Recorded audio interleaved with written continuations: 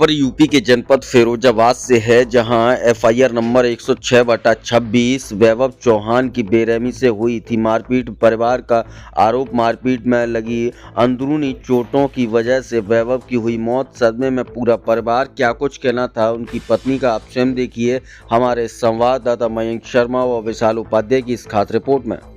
बरौली अहिर में इनकी कंपनी है। ये जीजा साले मिलके कंपनी चलाते हैं। कंपनी के तीन ऑनर हैं। इसकी पत्नी बबली, विपिन भदौरिया और सौरभ चौहान। सौरभ चौहान इसका साला है। विपिन भदौरिया ने ही सबसे ज़्यादा हाथ उठाए थे, सारे के सारे हाथ उठाए। और उसने ये बोला कि तू मेरा काम कैसे नहीं करेगा। मैंने तो एक पेंटर को भी 3 दिन तक बंद करके पानी पिला के उससे काम कराया, ऐसे ही मार के तू मेरा काम नहीं करेगा। और बाद में जब लोगों से बातचीत हुई तो हमें ये पता चला कि ये घटना सत्य थी। 1.5 साल पहले इसने एक ऐसे ही पेंटर को बंद करके ऐसे ही मारा था।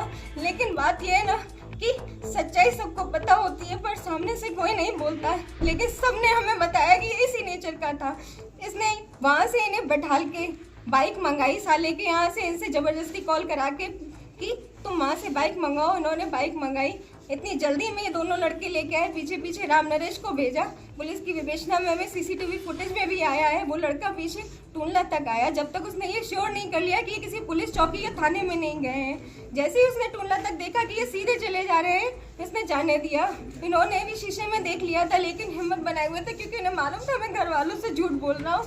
अगर मैं यहीं गिर गया तो किसी को भी पता नहीं चलेगा कि मैं कहाँ हूँ। उसने ये सोच के छोड़ दिया कि इसका या तो कहीं एक्सीडेंट हो जाएगा या फिर ये कहीं बेहोश होकर गिर पड़ेगा तो अपने आप चोटें लगेंगी, नाम पूरा वही हो जाएगा। इसने पूरी तरह से ये 12 तारीख से लेके 24 तारीख के बीच में ये पूरा प्लान बनाया और अलग अलग जगह घूमते हुए बनाया। सब लोगों के साथ में, जितने लोगों के मैंने नाम लिए हैं, सब लोगों के साथ में बनाया। इसमें से जो मोहन शर्मा था ना, ये इसको स्टेट हेड बनने का बहुत शौक था। ये रोज कॉल करता था इनके पास, रोज कॉल करके बातें सुनता था, फिर उनकी आग लगाता था। नहीं तो पहले ऐसे कहते चारों तरफ से बात करके इस तरह से इन्होंने किया। वो इतना मेंटल प्रेशर ले गए कि सारे एम्प्लॉयज़ में, जिनके सामने मेरी इतनी इज्जत थी, सबने मुझे पिटते हुए, वो भी नंगे पड़े हुए देखा।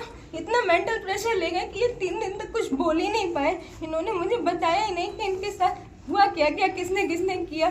थोड़ी बहुत बोलने समझने की स्थिति में आए। 2 साल पहले ये पेट से भी परेशान रहते थे, बहुत एक्सीडेंट हुए थे इनके, इसलिए इनको एंटीबायोटिक सूट करी होंगी। 2-3 दिन इन्होंने खाई, फिर अपने आप ही इनके शरीर में वीकनेस आने लगी। उन्होंने कहा ये जो नीले दाग पड़े हैं ना, यहाँ खून पानी बन चुका है। इनका 4 यूनिट ब्लड में हमने इनको एडमिट कराया है। 2 यूनिट ब्लड पुलिस वाले आए थे तब भी चढ़ रहा था इनको। उसके बाद में इनकी स्थिति बिगड़ने लगी तो ट्रामा वालों ने रेफ़र कर दिया कि आप कहीं और ले जाइए। हमने एसएन मेडिकल कॉलेज में रेफ़र कराया। इनका मन नहीं था कि मैं आगरा में जाऊं। बराबर यही कहते रहते थे, ये लोग मुझे मार लेंगे, ये लोग मुझे कुचल डालेंगे, तुम यहाँ क्यों लेके आई। जितनी सुबह उठते थे यही कहते थे मेरी लोकेशन कहाँ है, तुम समझती नहीं हो, बहुत पावरफुल लोग हैं।